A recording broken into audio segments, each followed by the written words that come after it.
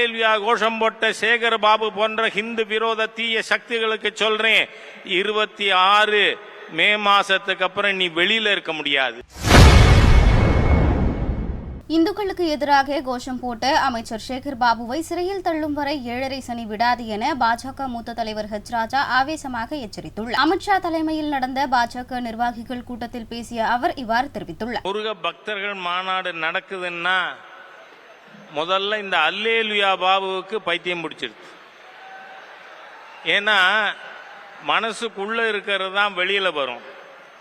தன்னுடைய சின்ன எசமான உதயநிதி ஸ்டாலின், நான் கிறிஸ்தவர், நான் காதலித்து மணந்த என் மனைவி கிறிஸ்தவர் என்று சொன்ன உடனே இந்த ஹிந்து விரோதி அல்லேலுயா பாபுவுக்கு சாமியே சரணமையப்பாங்கிற கோஷம் வல்ல.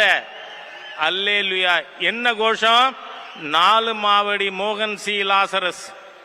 எந்த மோகன் சி லாசரஸ் கும்பகோணத்தில் இருக்கின்ற இந்து கோவில்கள் எல்லாம் சாத்தானின் கூடங்கள் என்று சொன்னானோ அந்த மதவெறியன்.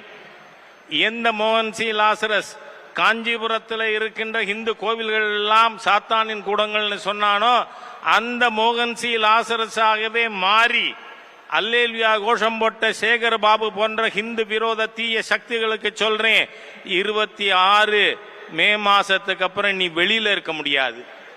ஆகவே உன்னை சிறையிலே தள்ளும் வரை இந்த 7.5 சனி ஓயாது.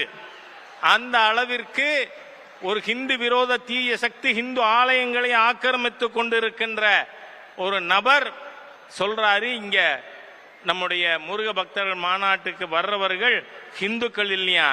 பின்ன மதுரையிலே முத்தமிழ் கடவுள் முருகப்பெருமானுக்கு மாநாடுன்னு சொல்லிட்டு அங்க சனாதன ஹிந்து தர்மத்தை டெங்கு போல, மலேரியா போல, கொரோனா போல, கொசுக்களை அழிப்பது போல அழிப்பேன்னு சொன்ன ஹிந்து விரோத தீய சக்தி இந்த தமிழகத்தினுடைய பெரும்பான்மை மக்களின் எதிரி உதயநிதி ஸ்டாலினை கூட்டின் போய் நீ கூட்டம் நடத்தினியே, அது என்ன முருகப்பெருமான் மாநாடா?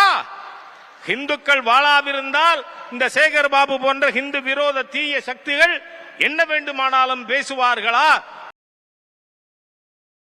செய்திகளை உள்ளது உள்ளபடி தெரிந்து கொள்ள ரெஃப்ளெக்ட் நியூஸை சப்ஸ்கிரைப் பண்ணுங்க.